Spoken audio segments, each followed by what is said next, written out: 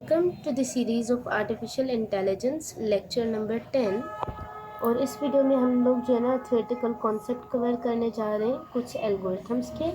तो यहाँ पर कुछ समराइज़ करके आपके पास मशीन लर्निंग और उसकी सुपरवाइज अनसुपरवाइज्ड जो कि हमने लास्ट वीडियो में डिस्कस किया था उसकी समराइज फॉर्म में कुछ यहाँ पर डेफिनेशंस हैं कि machine learning that actually enable systems to learn patterns from data. कि मशीन लर्निंग क्या है कि बेसिकली हम लोग अपने जो है ना सिस्टम को लर्न करवा रहे होते हैं पैटर्न्स हमारी डेटा से, डेटा सेट से वो बेसिकली लर्न कर रहा होता है। और बेसिकली पहले हमारे पास क्या थे, एक्सप्लिसिट रूल बेस्ड प्रोग्रामिंग थी जो कि मशीन लर्निंग के बाद ख़त्म हो गई। इसमें हमारे पास दो टाइप्स आ जाती हैं, सुपरवाइज्ड मशीन लर्निंग जो कि बेसिकली किस डेटा पर ट्रेंड होता है, लेबल डेटा पर ट्रेंड होता है। मतलब हर एक इनपुट जो होता है ना उसके लिए एक करेस्पॉन्डिंग आउटपुट होता है, एक नॉन आउटपुट होता है। तो जिसमें हमारे पास जो है ना दो टाइप्स आ जाती हैं, एक होता है आपके पास रिग्रेशन, एक होता है आपके पास क्लासिफिकेशन। इसको भी हमने डिस्कस किया था। रिग्रेशन किस चीज़ के लिए यूज होता है, to predict continuous numerical values. कि अगर हम लोग किसी स्टूडेंट के एग्जाम के स्कोर को प्रेडिक्ट करना चाह रहे हैं, हाउस की प्राइस को प्रेडिक्ट करना चाह रहे हैं, नंबर्स को अगर हम लोग प्रेडिक्ट करना चाह रहे हैं ना, तो वो हमारे पास रिग्रेशन में आ जाता है। अगर आप कैटेगरीज को प्रेडिक्ट करना चाह रहे हैं तो कैटेगरीज के लिए आपके पास क्लासिफिकेशन आ जाता है। तो ये हमारे पास सुपरवाइज लर्निंग है। अच्छा, सुपरवाइज लर्निंग में क्या होता है कि ट्रेंड्स ऑन लेबल डेटा, जो कि हमने कहा कि हर एक करस्पॉन्डिंग इनपुट के साथ उसका एक करस्पॉन्डिंग आउटपुट भी होता है। It learns mapping between input and output, जिसमें हमारे पास एग्जांपल्स आ जाती हैं रिग्रेशन की, क्लासिफिकेशन की। उसके बाद है हमारे पास unsupervised machine learning. Unsupervised machine learning में क्या होता है कि वो अनलेबल्ड डेटा पर काम करता है। और अनलेबल्ड डेटा पर वो किस तरह से काम करता है कि वो जो है ना it actually identifies the hidden patterns. तो उस मशीन लर्निंग के मॉडल को खुद से ही उन हिडन पैटर्न्स को, स्ट्रक्चर्स को, उस डेटा में रिलेशनशिप क्या है वो सारे खुद से ही फाइंड करने होते हैं, क्योंकि यहाँ पर करस्पॉन्डिंग कुछ भी इनपुट के साथ आउटपुट नहीं होता। इसमें हमारे पास आ जाती है क्लस्टरिंग वगैरह और डायमेंशनलिटी रिडक्शन। तो ये था आपके पास अनसुपरवाइज, जिसमें लेबल डेटा नहीं होती और वो मॉडल जो है ना वो खुद से ही एक हिडन पैटर्न्स को वहाँ पर प्रेडिक्ट कर रहे होते हैं। यहाँ तक तो थी आपके पास समराइजेशन सिंपल सुपरवाइज और अनसुपरवाइज मशीन लर्निंग की। अब आ जाते हैं कि कौन कौन से स्टेप्स होते हैं कि अगर आप जो है ना मशीन लर्निंग के एल्गोरिथम को ट्रेन कर रहे हैं तो कौन कौन सी स्टेप्स को आपको फॉलो करना पड़ता है ना। मशीन लर्निंग का अगर आप कोई भी टास्क कर रहे हैं तो इन स्टेप्स को आपको फॉलो करना पड़ता है। सबसे पहले आ जाता है प्रॉब्लम डेफिनेशन, कि सबसे पहले you have to identify the goal, कि आपका गोल क्या है, आप जो टास्क करना चाह रहे हैं वो किस तरह का टास्क है। इधर it is a type of classification, कि आप जिसमें क्लासीफाई करना चाह रहे हैं, कैटेगराइज करना चाह रहे हैं डेटा को। इधर it is a type of regression, कि जिसमें आपके पास जो है ना प्रिडिक्ट करना चाह रहे हैं कंटिन्यूस न्यूमेरिकल वैल्यूज़। और it is a type of clustering, कि जहाँ पर आप चाह रहे हैं कि मॉडल खुद से जो है ना उस गिवन डेटा में से हिडन पैटर्न्स को फाइंड करें, रिलेशनशिप लर्न करें और वहाँ पर आपको प्रेडिक्ट करके दे। तो सबसे फर्स्ट स्टेप होता है टू आइडेंटिफाई द गोल, कि आप करना क्या चाह रहे हैं। इस मशीन लर्निंग को यूज़ करके आप कौन सा टास्क परफॉर्म करना चाह रहे हैं। अब एक बार डिफ़ाइन कर लिया आपने, फॉर सपोज हमने जो ना फर्स्ट स्टेप में डिफ़ाइन कर लिया कि भाई हम लोग जो करना चाह रहे हैं ना that is the email classification, कि इधर the given email is spam और नॉट स्पैम। तो उस स्पैम और नॉट स्पैम की क्लासिफिकेशन हम लोग करना चाह रहे हैं। तो ये हमने डिफ़ाइन कर लिया अपने गोल में स्टार्टिंग फेज में। अब जाहिर सी बात है, जब हमने उसको डिफ़ाइन कर लिया कि हम लोग ये वाली चीज़ यूज़ करना चाह रहे हैं, then the second step is data collection, कि हमें जो है ना उस प्रॉब्लम के लिए उससे कोरिलेटेड एक डेटा सेट चाहिए होगा, ताकि हम लोग अपने मॉडल को ट्रेन करवा सकें। क्योंकि मशीन लर्निंग में होता क्या है कि मशीन लर्निंग के एल्गोरिथम्स डेटा से लर्न करते हैं। तो अब आप वो डेटा कहाँ से ले रहे हैं, कि आप किसी डेटा बेसिस को यूज़ कर रहे हैं, जैसे हमारे पास कैगल है, या आप खुद से डेटा सेट बना रहे हैं, या आप एपीआईज़ को यूज़ करते हुए जो है ना उन डेटा सेट को जो है ना कॉल करवा रहे हैं। किस तरह से आप उस डेटा सेट को यूज़ कर रहे हैं ना, you have to gather data set related to your problem. तो हम लोग समझ लेते हैं कि भाई हमारी प्रॉब्लम थी कि हम लोग चाह रहे थे कि हम लोग जो है ना ईमेल स्पैम या नॉट स्पैम वाली क्लासिफिकेशन कर लेना। तो उसमें हमारे पास हमने डेटा कलेक्ट कर लिया। केगल पर हमारे पास बहुत सारे डेटा सेट्स अवेलेबल है। हमने वहाँ से जाकर मतलब हमने क्या किया, बेसिकली एक डेटाबेस को यूज़ किया जिसका नाम क्या है आपके पास, केगल। ये एक रिपोजिटरी है जहाँ से हमने जाकर अपने email spam versus note spam का डेटा सेट उठा लिया। अब उसके बाद आ जाते हैं आपके पास डेटा क्लीनिंग।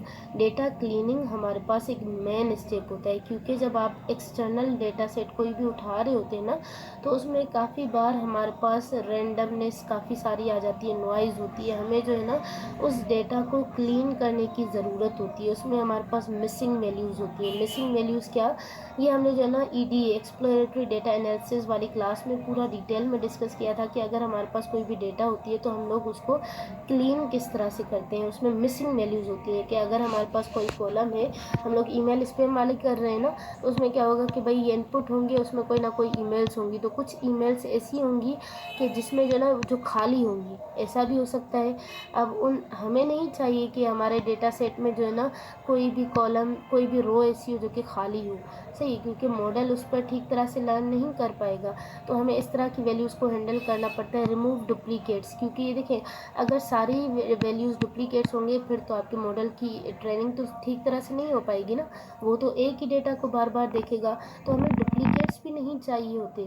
अगर हमारे डेटा सेट में डुप्लीकेट्स है, we have to deal with it, we have to remove it. हमें डुप्लीकेट्स को रिमूव करना होता है, हमें मिसिंग वैल्यूज़ को जो है ना रिमूव करना होता है। फिक्स इनकन्सिस्टेंसीज, कि अगर आपकी डेटा में कोई भी इनकन्सिस्टेंसी आ जाती है, इनकन्सिस्टेंसी का मतलब है कि भाई यहाँ पर डेटा कुछ जो है ना क्या कहते हैं, स्ट्रिंग वाली है, बीच में कोई इंटीजर वाली आ गई, ये इनकन्सिस्टेंसी हो गई। या अगर आपके पास बाकी सारी डेटा जो थी ना इस तरह से डेसिमल पॉइंट्स में थी, कुछ आपके पास जो है ना फ्लोटिंग पॉइंट में आ गई, तो मतलब इनकन्सिस्टेंसी किसी भी टाइप की हो सकती है। तो अगर कोई इनकन्सिस्टेंसी, अच्छा आउटलायर्स क्या होते हैं, आउटलायर्स होते हैं कि आपकी डेटा में कोई ऐसी डेटा हो जो कि बाकी डेटा से बहुत डिफरेंट हो, कि हम लोग चाह रहे हैं कि भाई एग्ज़ाम के आवर्स कितने स्टूडेंट्स के, तो किसी के 5 हैं, किसी के 9 हैं, किसी के 6 हैं, किसी के 2 हैं, और अचानक से किसी स्टूडेंट के आ जाते हैं 200। तो ये 200 बेसिकली बाकी सारी डेटा से बहुत डिफरेंट है, जो कि पॉसिबल भी नहीं है कि कोई स्टूडेंट 200 आवर्स पढ़ता हो, सही है। तो इस तरह की डेटा को हम लोग क्या कहते हैं, this is considered as outlier. तो हम लोग इस तरह की डेटा को भी डील करना चाह रहे हैं। तो डेटा क्लीनिंग वाले स्टेप में कौन कौन सी चीज़ें आ जाती हैं, कोई अगर एम्प्टी वैल्यू है उसको भी रिमूव कर दो, कोई अगर 2 सेम वैल्यूज़ हैं हमारे पास तो उनको भी रिमूव कर दो, उनमें से किसी एक को। अगर इनकन्सिस्टेंसी आ जाती है उसको भी रिमूव कर दो, अगर इस तरह की आउटलायर वैल्यूज़ आ जाती हैं तो उसको भी वहाँ से रिमूव कर दो। तो इस वाले स्टेप में हमारे पास ये सारी चीज़ें आ जाती हैं। अच्छा, जैसे ही हमने जो है ना डेटा को कॉल भी कर लिया, मतलब डेटा गैदर भी कर लिया और डेटा क्लीन भी कर लिया, उसके बाद आ जाता है डेटा एक्सप्लोरेशन, कि अब हम विजुअलाइज करवाएंगे। क्योंकि अगर हम ये वाला स्टेप डेटा क्लीनिंग वाला मिस करके EDA करते ना, तो अगर आउटलायर एग्जिस्ट करता तो वो हमारे पास किस तरह से शो होता ग्राफ में, कि बाकी सारी 99% वैल्यूज़ आपकी यहाँ पर होती ग्राफ में, वो आउटलायर वाली वैल्यू जो 1% थी वो आपके पास यहाँ पर होती है। लेकिन अभी हमने क्या कर लिया है, ये वाला स्टेप कंप्लीट कर लिया है डेटा क्लीनिंग वाला ना। तो डेटा क्लीनिंग के बाद जब हम लोग डेटा एक्सप्लोरेशन करेंगे तो ऑलमोस्ट सारी डेटा एक दूसरे से सिमिलर होगी, थोड़े से चेंजेस होंगे इस तरह से, सही है। तो इससे हमें बेसिकली डेटा एक्सप्लोरेशन ज़रूरी होती है ताकि हम लोग विजुअलाइज कर सकें उन स्टेटिस्टिक्स को, ताकि हमें उनके बीच में रिलेशनशिप पैटर्न्स क्या एग्जिस्ट कर रहे हैं, किस तरह से एग्जिस्ट कर रहे हैं, डेटा की नो हाउ हो जाती है ना। तो इसलिए हमारे पास डेटा एक्सप्लोरेशन करते हैं। अच्छा, डेटा एक्सप्लोरेशन के बाद क्या होती है, हमारे पास नेक्स्ट स्टेप है feature engineering, which actually selects the important features encode categorical data. अच्छा, यहाँ पर क्या होता है कि कभी कभी हम लोग जो है ना डेटा सेट अगर कैगल से कहीं और सोर्स से हम लोग डाउनलोड कर रहे हैं ना, तो वहाँ पर इतने सारे इनपुट वेरिएबल्स होते हैं कि सारे हमारे काम के नहीं होते कभी कभी कुछ केसेस में। तो हमें वहाँ पर कुछ इम्पोर्टेंट फीचर्स को सिलेक्ट करना होता है कि भाई उस गिवन डेटा सेट में जो हमने कैगल से उठाया हुआ है उसमें 10 कॉलम्स हैं, लेकिन मेरी रिक्वायरमेंट में 10 कॉलम्स रिक्वायर्ड नहीं है, मेरा तो काम 4 से भी हो सकता है, 3 से भी हो सकता है। तो मैं उनमें से कुछ अपनी मर्ज़ी से 3-4 कॉलम्स को उठा सकती हूँ, तो दैट इज़ फीचर इंजीनियरिंग। अच्छा, दूसरा पॉइंट यहाँ पर लिखा हुआ है इनकोड कैटेगोरियल डेटा। अब होता क्या है कि क्योंकि हमने क्लासिफिकेशन का टास्क यूज़ किया है, तो क्लासिफिकेशन के टास्क के लिए हम लोग बेसिकली कैटेगरीज़ को प्रिडिक्ट कर रहे हैं। तो कैटेगरीज़ होते क्या हैं, आपके पास स्ट्रिंग्स मतलब टेक्स्ट होता है ना, तो बेसिकली उसको हमारा मॉडल किस चीज़ को समझता है, हमारा मॉडल नंबर्स को समझता है। वो काम ही किस पर करता है, नंबर्स पे करता है ना। तो हमें जो है ना उन डेटा को किस में कन्वर्ट करने की ज़रूरत होती है, जो है ना इनकोड करने की ज़रूरत होती है। इनकोड का मतलब होता है कि उसको किसी ना किसी नंबर, मतलब मैं कह रही हूँ कि स्टूडेंट इधर पास है या फिर स्टूडेंट हमारा फेल है, तो ये मॉडल को समझने के लिए हम इसको इनकोड करेंगे कि 1 रिप्रेजेंट कर रहा है पास को, 0 रिप्रेजेंट कर रहा है फेल को। दिस इज़ कॉल्ड इनकोडिंग, कि हम लोग बेसिकली क्या कर रहे हैं, उस डेटा को इनकोड कर रहे हैं। तो इस तरह से हमारे पास हो गई। अच्छा, scale, normalise and create new features if needed. अब हमारे पास क्या होता है कि उस जो डेटा हम लोग दे रहे हैं ना स्टार्टिंग में, उसको नॉर्मलाइज करना, कि हम लोग चाह रहे हैं कि भाई जिस तरह से आउटलायर्स जहाँ पर हमने हटाए ना, तो उसमें ये भी होता है कि हम लोग चाह रहे हैं कि स्टूडेंट के स्टडी आवर्स जो है ना 50 से अबव वाले ना रखो, 50% नहीं, सॉरी, सिर्फ 50। तो हम लोग स्केल कर रहे हैं, नॉर्मलाइज कर रहे हैं, एक रेंज बता रहे हैं कि हमारी डेटा की रेंज इतनी ही होनी चाहिए, हम इसी पर काम करना चाह रहे हैं, इससे ज़्यादा वाली डेटा पर काम नहीं करना चाह रहे। और अगर आपको कुछ नए फीचर्स ऐड करने हैं आपकी रिक्वायरमेंट के हिसाब से, तो आप वहाँ पर उन जो डेटा सेट डाउनलोड किया है ना, उसमें कोई भी कॉलम ऐड कर सकते हैं, रिमूव भी कर सकते हैं। तो इस तरह के सारे काम अगर आप कर रहे हैं कि कॉलम से रिलेटेड, इनपुट फीचर से रिलेटेड, कि किसी को रिमूव कर लिया किसी फीचर को, या किसी फीचर को ऐड कर लिया, इनकोड कर लिया, नॉर्मलाइज कर लिया, तो ये सारा किस में आता है, आपके पास फीचर इंजीनियरिंग में आता है। तो फर्स्ट स्टेप हो गया कि हमने प्रॉब्लम डिफाइन कर ली, उस प्रॉब्लम को डिफाइन करने के बाद डेटा कलेक्ट कर लिया, डेटा कलेक्ट करने के बाद डेटा क्लीनिंग ज़रूरी होती है। तो जब आप अपना प्रोजेक्ट भी करेंगे ना, तो उस प्रोजेक्ट में भी आपने इन सारे स्टेप्स को फॉलो करना है, कि आपने सबसे पहले अपने आइडिया को फाइनलाइज करना है, फिर आपने ये फाइनलाइज करना है कि आप अपने आइडिया से रिलेटेड डेटा कहाँ से लेंगे। अगर आपने डेटा कलेक्ट कर लिया है डिफरेंट सोर्सेज से, एक ही सोर्स से या 2-3 सोर्सेज से, तो अब उसको डेटा को क्लीन करना भी ज़रूरी है। फिर उसको जो है ना डेटा एक्सप्लोरेटरी करके, आपको एनालिसिस करके आप बेसिकली रिलेशनशिप फाइंड कर सकते हैं अपने डेटा का। उसके बाद जो है ना आप फीचर इंजीनियरिंग करेंगे कि आपको जो है ना कौन से फीचर्स चाहिए और कौन से फीचर्स आपको नहीं चाहिए। अब उसके बाद आ जाता है आपके पास ट्रेन एंड टेस्ट स्प्लिट, जो कि इसके लर्न लाइब्रेरी के थ्रू हम लोग इंपोर्ट करवा के स्प्लिट करते हैं अपने डेटा सेट को ट्रेनिंग और टेस्टिंग में। ट्रेनिंग डेटा किस लिए होती है, जिससे आपका मॉडल जो है ना ट्रेन होता है, और टेस्टिंग आपके पास किस लिए होती है, ताकि हम लोग अपने मॉडल को इवेल्यूएट कर सकें आफ्टर ट्रेनिंग। उसके बाद आता है मॉडल सिलेक्शन। मॉडल सिलेक्शन एक बहुत इम्पोर्टेंट स्टेप है कि जिसमें आप जो है ना अपने डेटा से रिलेटेड जो है ना कोई मॉडल सिलेक्ट करते हैं कि आपकी डेटा पर कौन सा मॉडल काम करेगा और कौन सा अच्छा काम करेगा। तो जब आप लोग भी प्रोजेक्ट बनाएंगे तो आप जो है ना किसी एक मॉडल को सिलेक्ट नहीं करेंगे, बल्कि अपनी डेटा को 3-4 मॉडल्स पर ट्रेन करेंगे, ताकि आपको पता चल जाए कि भाई अगर हमने जो है ना क्लासिफिकेशन का है तो उसके लिए हमने 3-4 मॉडल्स ट्रेन किए हैं, तो कौन सा वाला अच्छा काम कर रहा है, कौन सा नहीं कर रहा, तो उसके बेसिस पर फिर आपको जो है ना इस वाले स्टेप में क्या करना होता है, मॉडल को सिलेक्ट करना होता है आपकी रिक्वायरमेंट के हिसाब से। रिग्रेशन के लिए हमारे पास कुछ अलग से जो है ना मॉडल्स हैं, एल्गोरिथम्स हैं, simple linear, multiple linear, polynomial, decision tree, ये सारे जो है ना आपके पास उसके लिए हैं। अच्छा, उसके बाद आ गई कि मॉडल हमने सिलेक्ट कर लिया, हमने कहा कि भाई हमारा 20% डेटा टेस्टिंग के लिए, तो 80% डेटा हमारी ट्रेनिंग के लिए। हमने मॉडल सिलेक्ट कर लिया कौन सा, डिसीजन ट्री।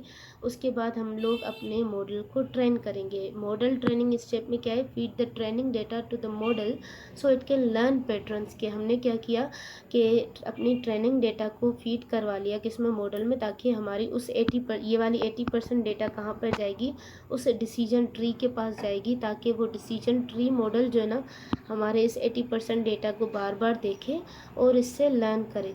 अब जब ट्रेनिंग हो गई, हमारे डिसीजन ट्री मॉडल ने जो है ना हमारे इस 80% डेटा को यहाँ पर देख लिया, उससे सीख लिया, तो अब हमारे पास क्या होगा कि मॉडल की इवेल्यूएशन। अब हमें ये भी तो टेस्ट करना है ना कि हमारे मॉडल ने सही से सीखा है या नहीं सीखा, तो उसके लिए हमारे पास क्या मॉडल की इवेल्यूएशन ज़रूरी होती है। अच्छा, मेजर्स परफॉर्मेंस यूजिंग मैट्रिक्स, हमारे पास काफ़ी मैट्रिक्स होती हैं, accuracy, precision, recall, F1 score, MAE, RMSE। अच्छा, याद रखें कि इवेल्यूएशन मैट्रिक्स भी अलग अलग होती हैं। रिग्रेशन के टास्क के लिए अलग से होती हैं, क्लासिफिकेशन के लिए अलग से होती हैं। रिग्रेशन के लिए आपके पास ये वाली है, इसके अलावा R स्क्वायर्ड है, सही है। क्लासिफिकेशन के लिए आपके पास ये है, accuracy, precision, recall, F1 score.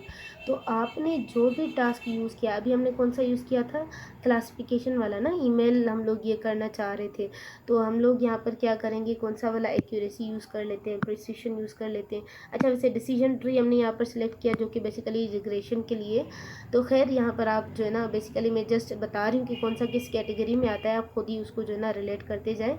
तो खैर हमारे पास आप जो भी टास्क कर रहे हैं ना, आपको अपने टास्क से रिलेटेड ही मॉडल को भी सिलेक्ट करना है और अपने टास्क से रिलेटेड ही इवेल्यूएशन मैट्रिक्स को भी यूज़ करना है। रिग्रेशन के लिए अलग से कौन कौन सी, एक्यूरेसी, प्रिसिशन, रिकॉल वगैरह, और क्लासिफिकेशन, सॉरी ये क्लासिफिकेशन के लिए थी, और रिग्रेशन के लिए आपके पास है MSE, RMSE, R स्क्वायर वगैरह। जब हमारे पास मॉडल की ट्रेनिंग हो गई, इवेल्यूएशन हो गई, अब आपके पास मॉडल जो है ना, आपने ये सिलेक्ट कर ली ना कोई भी जो है ना एवेल्यूशन मैट्रिक्स, अब आप क्या करेंगे, फाइनल मॉडल टेस्टिंग करेंगे। जो आपके पास ये 20% डेटा थी ना, उस अनसीन डेटा पर अपने मॉडल को वो डेटा दिखाएंगे, भाई ये वाली अनसीन डेटा देखो और इस पर प्रिडिक्शन दो कि बताओ कि भाई ये ईमेल स्पैम है या नहीं है। तो वो कहेगा हाँ भाई स्पैम है, और वो वाकई अगर स्पैम थी, वो इस तरह से बताता जाएगा अपनी सारी अनसीन डेटा पर। 20% डेटा है हमारे पास, अब वो जितनी भी है। उसके बाद आपके पास टेस्टिंग हो गई। टेस्टिंग होने के बाद डिप्लॉयमेंट होती है कि अब आप अपने फाइनल जो मॉडल आपने बना लिया है ना, आप उसको किस तरह से यूज़ करना चाह रहे हैं, एप्लीकेशन में कन्वर्ट करके, API एज अ वेबसाइट या एज अ सिस्टम। तो उसके बाद आ जाती है फाइनल डिप्लॉयमेंट।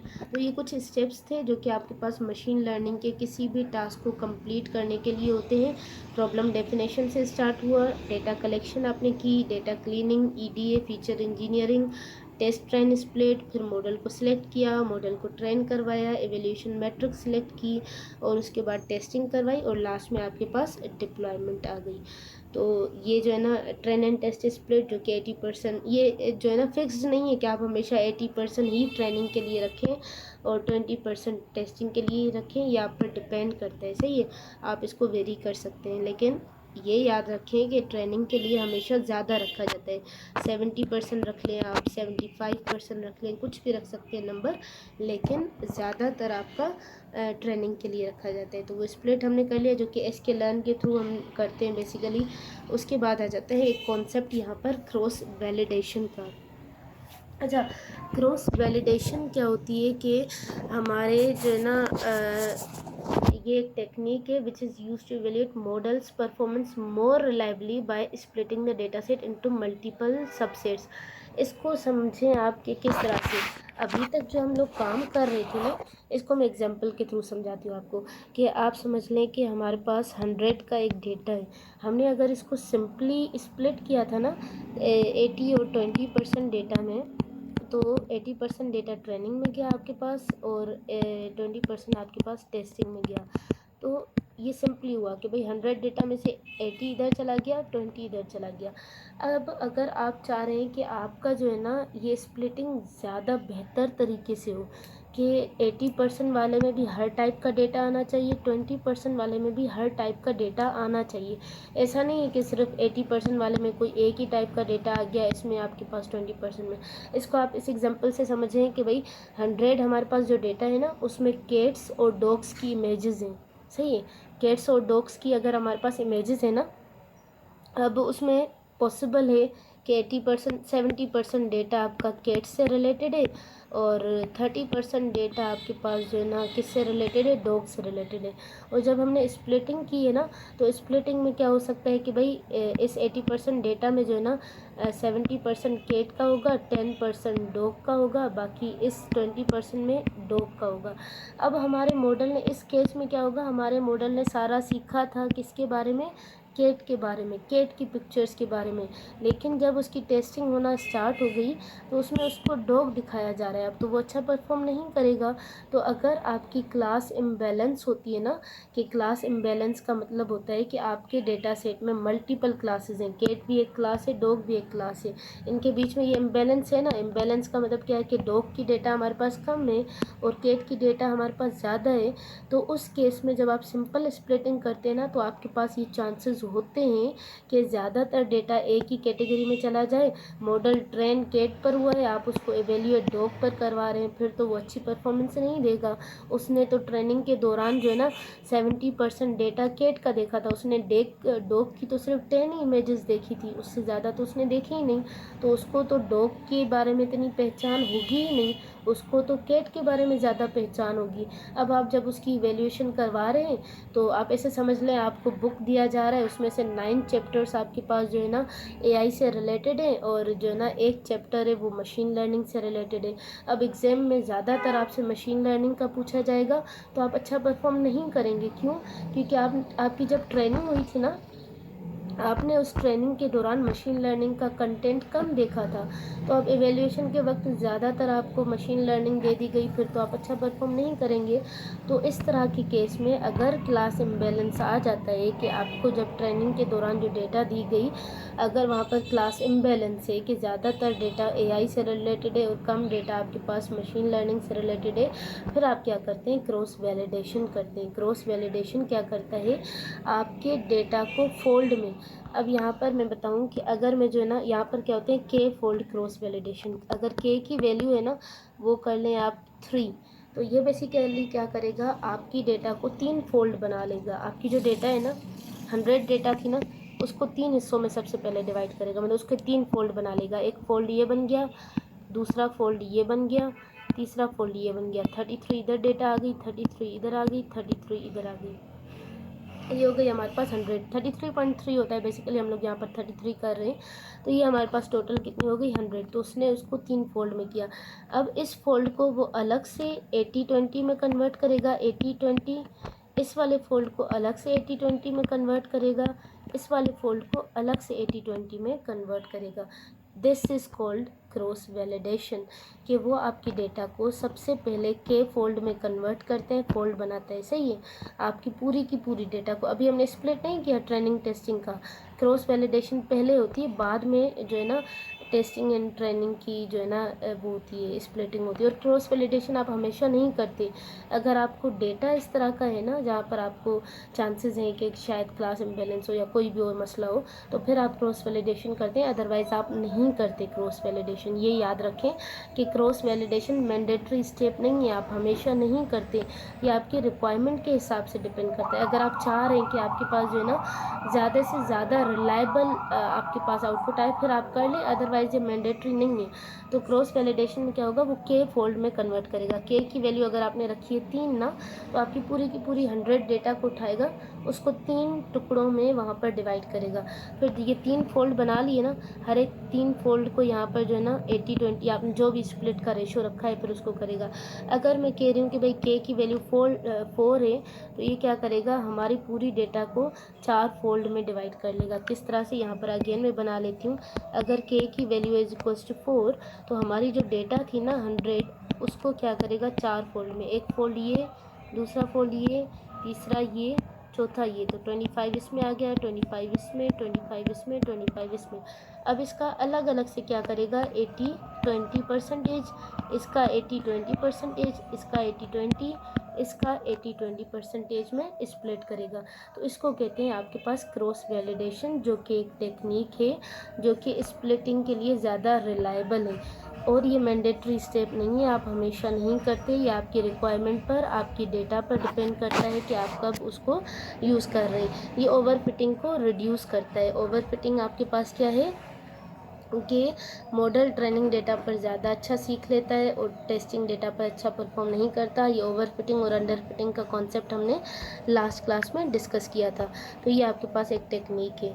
अच्छा, डेटा स्प्रेड, ये के की वैल्यू होती है ये। उसके बाद reduce the risk of overfitting, ये क्रॉस वैलिडेशन है। और ये आपके पास रिग्रेशन और क्लासिफिकेशन क्या है, ये जो कि हमने प्रीवियसली भी डिस्कस कर लिया। हमारे पास रिग्रेशन होता है predict continuous numerical values by learning the relationship between input features and the target variables, के इनपुट फीचर्स जो भी हैं उनके और टारगेट वेरिएबल के बीच में रिलेशनशिप को फाइंड करके वो क्या करता है, प्रेडिक्ट कंटिन्यूस न्यूमेरिकल वैल्यूज़ को। It is used when the output is quantity like price, age और टेम्परेचर, कि आपके पास जब आपके पास आउटपुट आ रहा हो नंबर्स में, क्वांटिटी में, वो आपके पास टास्क क्या कहलाता है, रिग्रेशन का।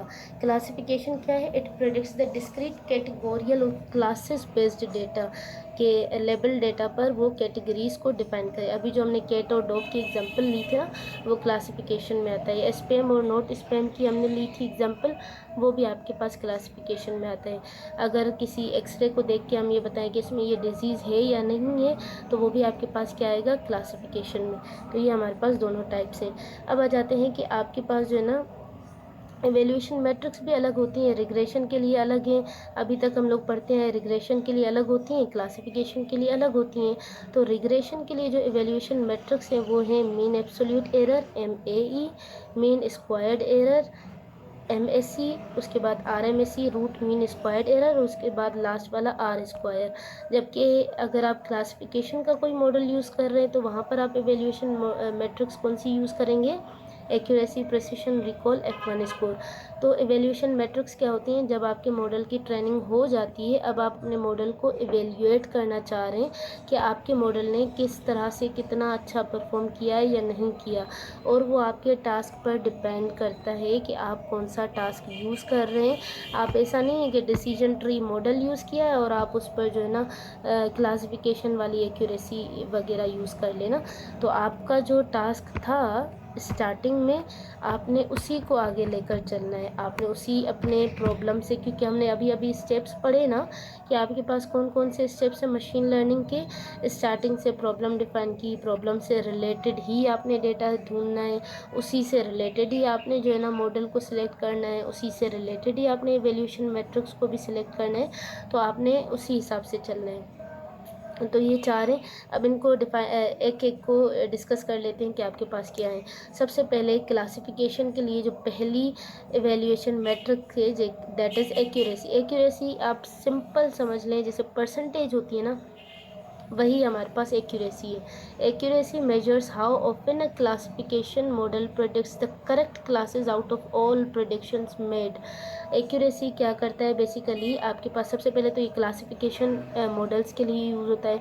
अगर आप क्लासिफिकेशन का कोई टास्क कर रहे हैं ना, वहाँ पर आप एक्यूरेसी यूज़ करेंगे। एक्यूरेसी क्या होती है कि ये आपको बताता है करेक्ट प्रेडिक्शंस, मतलब आप समझ लें आपके पास MCQs है, 100 MCQs आपके पास क्वेश्चन में है, आपने कितने सही बताए, 80 सही बताए, 20 गलत बताए। तो आपकी जो है ना model predicts correct class out of all predictions made. 100 मतलब 100 में से उसने सही कितनी बताई, 80। 80 मल्टीप्लाई बाय 100 डिवाइडेड बाय 100, तो ये क्या निकलेगा, 80% निकलेगा। तो अगर आप अपने पेपर की परसेंटेज निकालेंगे ना कि आपने भाई 100 MCQs में से 80 सही किए थे, तो आपकी परसेंटेज क्या निकलेगी, 80। तो इसी तरह से एक्यूरेसी भी आपका काम करता है कि कितनी प्रिडिक्शन सही बताइए मॉडल ने out of all predictions. Total predictions में से मॉडल ने कितना सही काम किया है, उसकी परसेंटेज कैलकुलेट करके आपको बताते हैं। It is calculated as the ratio of correctly predicted observations to the total observations, के टोटल ऑब्जर्वेशंस में से मॉडल ने कितनी सही बताई हैं। उसके बाद accuracy works when classes are balanced and errors are evenly distributed. ये एक मेन इंपॉर्टेंट पॉइंट है कि याद रखें, एक्यूरेसी आप हमेशा तब यूज़ करेंगे जब आपके पास क्लासेस बैलेंस्ड होंगी। अगर क्लास इम्बैलेंस है ना, तो आप एक्यूरेसी यूज़ ना करें, वो आपको गलत रिजल्ट बताएगी। क्यों, जो मैंने अभी आपको एग्जांपल दी ना कि आपको ट्रेनिंग के लिए जो डेटा दिया गया ना, उसमें से 80% डेटा था भाई AI का और 20% डेटा था मशीन लर्निंग का। लेकिन जब आपसे एग्ज़ाम लिया गया तो वो एग्ज़ाम 100% था ML का। अब जाहिर सी बात है आप इस वाले एग्ज़ाम में शायद जो है ना 10% मार्क्स लाए आउट ऑफ 100, तो ये तो एवोल्यूशन बहुत गलत हो गई। हालांकि आपको तो 80% एआई आ रहा था, आपने सीखा था, आपसे तो उसी से रिलेटेड पूछना चाहिए था, लेकिन आपसे एवोल्यूशन मैट्रिक्स में क्या पूछा गया, सॉरी आपसे टेस्टिंग में क्या पूछा गया, सारा एमएल पूछा गया। तो अब हम जब एक्यूरेसी निकालेंगे तो वो तो गलत निकलेगी। क्यों? क्योंकि आपने तो एआई सीखा था। तो इस तरह की अगर क्लास इम्बैलेंस एग्जिस्ट करती है आपके डेटा सेट में, तो उस केस में आप एक्यूरेसी यूज़ करेंगे। अगर क्लासेस बैलेंस्ड हैं तो एक्यूरेसी यूज़ करेंगे, अदरवाइज़ यूज़ नहीं करेंगे। अगर क्लास इम्बैलेंस है कि जहाँ पर आपके पास ज़्यादा डेटा एक कैटेगरी से रिलेटेड है, कम डेटा एक कैटेगरी से रिलेटेड है, फिर वह आपको सही आंसर नहीं देगा। सही है, तो उस केस में हम लोग एक्यूरेसी यूज़ नहीं करते। उसके बाद आ जाते हैं आपके पास प्रिसीशन पर। अच्छा, प्रिसीशन को समझाने के लिए प्रिसीशन रिकॉल को मैं यहाँ पर कॉन्सेप्ट्स बता दूँ आपको। एक होता है ट्रू पॉजिटिव, एक होता है ट्रू नेगेटिव, फॉल्स पॉजिटिव, उसके बाद होता है फॉल्स नेगेटिव। ये चारों कॉन्सेप्ट्स होते हैं जिसके बेसिस पर प्रिसीशन और रिकॉल आपका डिपेंड करता है। अब आ जाते हैं प्रिसीशन पर कि precision measures how many of the predicted positive classes are actually positive, कि आपके मॉडल ने जितनी भी जो है ना पॉजिटिव क्लासेस बताई हैं उनमें से एक्चुअली कितनी पॉजिटिव है। मतलब कि अगर हम ईमेल स्पैम वाली ही एग्जांपल लेना, तो भाई मॉडल ने कहा कि जो है ना 100 में से 80% ऐसी ईमेल्स थी जो कि वाकई स्पैम थी। अब प्रिसीशन हमें क्या बताएगा कि क्या वाकई वो 80% सारी की सारी जो है ना स्पैम थी या नहीं थी। अगर 80 में से 70% स्पैम थी और 10% नहीं थी, मतलब 10% मॉडल ने गलत बताया है। क्यों? क्योंकि मॉडल ने कहा था 80% स्पैम है, जबकि 80% नहीं बल्कि सिर्फ 70% स्पैम है। तो इसको कहते हैं आपका प्रिसीशन। प्रिसीशन आपको क्या कैलकुलेट करके देता है कि आपके मॉडल ने जो कि एक्चुअली प्रिडिक्ट किया है कि ये पॉजिटिव केसेस हैं और उनमें से कितने वाकई पॉजिटिव हैं। इसका फॉर्मूला है आपके पास true positive divided by TP, मतलब true positive plus false positives. ठीक है, ये फॉल्स पॉजिटिव्स को कैलकुलेट करते हैं। High precision means the model makes very few false positive mistakes. False positive का मतलब होता है कि मॉडल ने कहा कि ये ऐसा है लेकिन वो वैसा नहीं था। मतलब मॉडल ने कहा कि ये ईमेल स्पैम है जबकि वो ईमेल स्पैम नहीं थी। अब जिस तरह से अब अगर हम लोग मेडिकल की बात करें ना, तो मेडिकल में क्या होगा कि किसी एक्सरे को देख के हमारे पास जो है ना मॉडल कहेगा कि इसको ये डिज़ीज़ है, इसके एक्सरे में ये समझ आ रहा है कि भाई इसको ये कैंसर है, लेकिन वो उसको कैंसर नहीं था। तो इस तरह के केसेस को प्रेडिक्ट करने के लिए आपके पास प्रिसीशन यूज़ होता है। जबकि दूसरा हमारे पास कॉन्सेप्ट क्या है, रिकॉल का है। रिकॉल क्या करता है, how many of actual positive cases the model predicted successfully, कि यहाँ पर हमने कहा कि भाई उन पूरी स्पैम में से ईमेल में से 80% स्पैम थी एक्चुअल में, 100% ईमेल्स में से 80% ईमेल्स स्पैम थी। अब मॉडल ने उस 80 में से कितनी वाकई पॉजिटिव बताई हैं या नहीं बताई। मॉडल ने 50 बताई हैं, मॉडल ने 70 बताई हैं, या मॉडल ने 60 बताई हैं, कितनी बताई हैं। तो ये बेसिकली फॉल्स नेगेटिव को जो है ना कंसिडर करते हैं। फॉल्स नेगेटिव का मतलब होता है कि जो है ना वहाँ पर मॉडल ने तो कहा कि ये नहीं है, मतलब मॉडल ने कहा ये स्पैम नहीं है लेकिन वो स्पैम थी। मतलब मॉडल ने टोटल जो है ना 60% को कहा कि स्पैम है, बाकी 20 को नहीं कहा, हालांकि वो 20 भी तो स्पैम है। तो हम लोग यहाँ पर इस 20 को कंसिडर करना चाह रहे हैं कि high recall means the model misses a very few positive cases, कि it is crucial situations where a missing positive case is costly such as disease detection. कि हम लोग यहाँ पर आप जब मेडिकल का यूज़ करेंगे ना, वहाँ पर आपको रिकॉल का स्कोर ज़्यादा इम्पोर्टेंट है। क्यों? क्योंकि रिकॉल में हमारे पास क्या होता है कि भाई मॉडल ने कहा कि इसको डिज़ीज़ नहीं है लेकिन उसको वो डिज़ीज़ थी। तो ये तो बहुत क्रूशल केस हो जाएगा कि आपने जो है ना डायग्नोस करके दिया कि इसको तो डिज़ीज़ ही नहीं है, फिर तो उसका ट्रीटमेंट ही नहीं होगा। तो ये तो गलत है बात। तो ये फाइंड करने के लिए कि हमारे मॉडल ने कितने ये जो है ना फॉल्स नेगेटिव्स को वहाँ पर जो है ना इंश्योर किया है, तो उसके लिए आप क्या करते हैं, रिकॉल यूज़ करते हैं। तो ये 4 कॉन्सेप्ट्स है। फॉल्स पॉजिटिव जो मैंने अभी यहाँ पर लिखकर आपको बताए थे ना, ये 4 होते हैं हमारे पास, true positive, true negative, false positive और फॉल्स नेगेटिव, कि वो वाकई में ट्रू था, मतलब वो वाकई में डिज़ीज़ थी और मॉडल ने भी हमारे पास कहा कि वो जो है ना डिज़ीज़ है। उसके बाद दूसरा है कि मॉडल ने कहा कि वो डिज़ीज़ है लेकिन वो डिज़ीज़ नहीं थी। उसके बाद मॉडल ने कहा वो डिज़ीज़ नहीं है लेकिन वो डिज़ीज़ उसमें थी। और लास्ट में कि मॉडल ने कहा कि वो डिज़ीज़ नहीं थी और वो वाकई में वहाँ पर जो है ना उस एक्सरे में डिज़ीज़ नहीं थी। ये 4 हमारे पास कॉन्सेप्ट्स हैं जो कि प्रिसिशन और रिकॉल में यूज़ होते हैं। तो ये बेसिकली प्रिसिशन क्या प्रेडिक्ट करता है कि टोटल पॉजिटिव केसेस में से कितने वाकई में पॉजिटिव हैं, और रिकॉल आपके पास क्या करता है कि टोटल केसेस में से हमारे जो है ना एक्चुअल पॉजिटिव्स कितने हैं। अच्छा, प्रिसिशन के अपने फ़ायदे हैं, रिकॉल के अपने फ़ायदे हैं। तो अगर हमें दोनों को मिक्स करके यूज़ करना है तो हम लोग क्या करते हैं, वहाँ पर F1 स्कोर यूज़ करते हैं। F1 स्कोर आपके पास क्या है, that is the mean of precision and recall balancing both in a single metric, कि F1 स्कोर आपको दोनों की मीन निकाल के फिर एक नंबर प्रोवाइड करता है। It is useful when classes are imbalanced and neither precision nor recall alone is sufficient. आपके पास ऐसी रिक्वायरमेंट है जहाँ पर ना सिर्फ रिकॉल आपको सही से बता सकता है, ना सिर्फ प्रिसिशन आपको सही से बता सकता है, फिर आप यूज़ करेंगे F1 स्कोर, ताकि आपको दोनों का जो है ना सही से एक मीन पता चल जाए, एक अलग मेट्रिक के। सही है। A high F1 score means the model is both accurate in its positive predictions and catches most positive cases. It is calculated as 2 multiplied by precision recall divided by precision recall। ये इसका formula है। सही है, जो कि basically ये चौथी evaluation matrix से किस चीज़ की, क्लासिफिकेशन की। पहली एक्यूरेसी थी, दूसरी प्रिसिशन, फिर रिकॉल, उसके बाद F1 स्कोर। F1 स्कोर आपके पास क्या है, जो कि मीन है किन दोनों का, प्रिसिशन का और रिकॉल का। ये 4 आपके पास इवैल्यूएशन मैट्रिक्स थी किस चीज़ के लिए, क्लासिफिकेशन के लिए। अब आ जाते हैं आपके पास दूसरी इवैल्यूएशन मैट्रिक्स है जो कि है रिग्रेशन के लिए। सबसे पहले रिग्रेशन क्या था, जो कि प्रेडिक्ट करता है नंबर्स को। अब जाहिर सी बात है, वहाँ पर कैटेगरीज़ को प्रेडिक्ट किया जा रहा था, यहाँ पर नंबर्स को प्रेडिक्ट किया जा रहा है, तो यहाँ पर इवैल्यूएशन मैट्रिक्स भी अलग होंगी। तो रिग्रेशन के लिए अगर आप कोई टास्क कर रहे हैं तो वहाँ पर इवैल्यूएशन मैट्रिक यूज़ करेंगे। सबसे पहले आ जाती है mean absolute error. Mean absolute error measures how far predictions are from the actual values on average. मतलब कि आपकी जो भाई मॉडल ने कहा कि इस स्टूडेंट के मार्क्स आएंगे 80 लेकिन उस स्टूडेंट के मार्क्स आए 90। ये नंबर्स है ना, इस तरह के नंबर्स के टास्क में हम लोग जो है ना रिग्रेशन के टास्क हैं, ये बेसिकली उनके लिए ये सबसे पहले एवोल्यूशन मैट्रिक के mean MAE, mean absolute error. तो एक्चुअल वैल्यू ये है, प्रेडिक्टेड वैल्यू ये है, इन दोनों के बीच में जो डिफरेंस है वो कैलकुलेट करके बताएगा। उनका एब्सोल्यूट डिफरेंस है ये between the predicted and the true values, then takes the average, फिर उनकी एवरेज निकालेगा।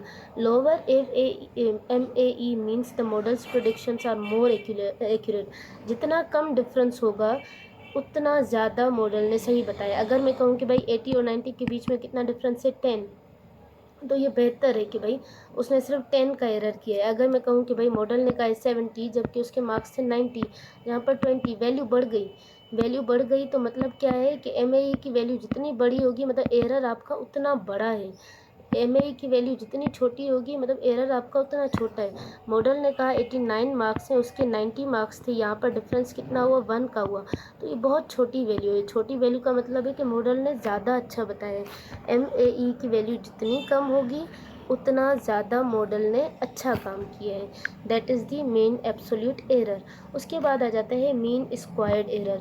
अब मीन स्क्वायर्ड एरर जो कि सेकंड एवेल्यूएशन मैट्रिक्स है किस चीज़ की, आपकी रिग्रेशन के लिए।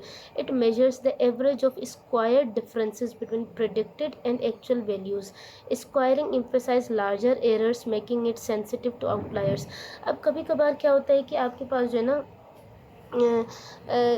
जैसे अभी हमने एग्जांपल ली ना, तो कुछ केसेस में क्या होता है वो इतनी छोटी वैल्यूज़ एरर्स को इतना छोटा करके बताते हैं कि 0.2 0.3, तो हमें ठीक से एरर का पता नहीं चल पाता। तो जिसकी वजह से मीन स्क्वायर्ड एरर यूज़ किया जाता है कि उन एरर्स को जो एग्जिस्ट कर रहे हैं दो वैल्यूज़ के बीच में, एक्चुअल और प्रेडिक्टेड के बीच में, उनको स्क्वायर करके, अगर 0.2 है तो अब इसको स्क्वायर करके फिर आपको वहाँ पर आउटपुट देगा। तो वो जो है ना क्या किस लिए यूज़ होता है, जहाँ पर आपके पास जो है ना बिल्कुल छोटे एरर्स आ रहे हो ना, आप उसको ज़्यादा एम्फोसाइज़ करके दिखाना चाह रहे हो, फिर आप MSE यूज़ करते हैं।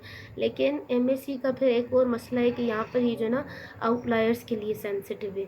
क्यों? क्योंकि आउटलायर्स की वैल्यूज़ ऑलरेडी इतनी ज़्यादा होती हैं, फिर ये उनको और स्क्वायर करेगा तो फिर तो ये बहुत ज़्यादा वैल्यू बढ़ जाएंगी ना। तो ये सेंसिटिव है आउटलायर्स के लिए। लेकिन वैसे अगर आप एम्फेसाइज़ करना चाह रहे हैं अपने एरर को ज़्यादा ठीक तरह से डिफ्रेंशिएट, मतलब आपको कभी कभी एरर आता है 0.2 और 0.3। अब इन दोनों में आपको पता नहीं चल रहा है, इतना ख़ास डिफरेंस पता नहीं चल रहा कि भाई इसमें 0.2 एरर एग्जिस्ट कर रहा है, इसमें 0.3। लेकिन यही चीज़ अगर आपको दिखाई जाए कि भाई 15% और 35%, तो यहाँ पर इस दोनों केस में आप ज़्यादा इजीली बता सकते हैं कि भाई ये ज़्यादा एरर है, ये कम है। लेकिन यही चीज़ अगर आपको छोटे छोटे नंबर्स में दिखाई जाए ना, 0.11, 0.12, तो यहाँ पर आप एरर्स को डिफ्रेंशिएट नहीं कर सकते। तो उस केसेस में आप MSE यूज़ करेंगे। लेकिन MSE यहाँ पर आउटलायर्स के लिए सेंसिटिव होती है। अच्छा, lower MSE indicates better model performance. जितना कम MSE होगा उतना बेहतर है मॉडल की performance. It is use to evaluate the regression models. उसके बाद आ जाता है रूट मीन स्क्वायर्ड एरर। अब रूट मीन स्क्वायर्ड एरर आपके पास क्या होता है, ये जो है ना रूट मीन स्क्वायर्ड, ये क्या करता है कि आपके उन एरर्स का मीन निकाल के, जो है ना स्क्वायर्ड मीन निकाल के, उसके बाद रूट निकाल के आपको वैल्यू मतलब कैलकुलेट करके देता है।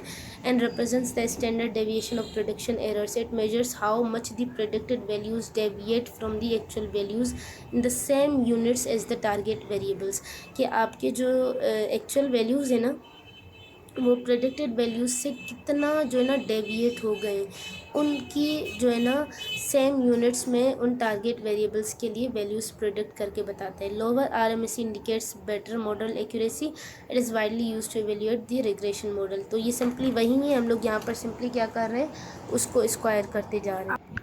देन इसके बाद आ जाता है हमारे पास लास्ट, जो कि R squared. R square measures the proportion of the variance in the dependent variable that is explain by the independent variable in the model.